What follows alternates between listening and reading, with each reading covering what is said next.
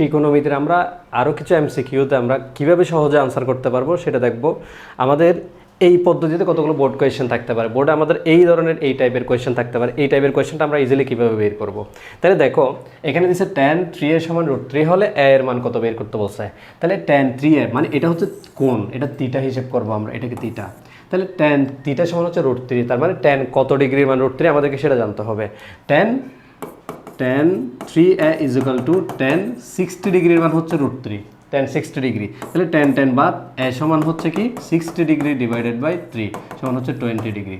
এগুলো মৌখিকভাবে আমরা বের করব, অর্থাৎ কীভাবে √3 হচ্ছে tan 60 ডিগ্রির মান √3 60, তাহলে 60 হলে 3 দিয়ে 60কে ভাগ করলে আমরা পাবো হচ্ছে 20 ডিগ্রি। একইভাবে এটা যেরকম লিখছে আমরা এটা কেন দেখো sin 4 থিটা, sin 4 থিটা সমান দিচ্ছে √3/2 হলে থিটা এর মান কত, তাহলে এখানে 4 থিটা, তাহলে এটা হচ্ছে পুরোটাই হচ্ছে আমরা থিটার মান হিসেব করব।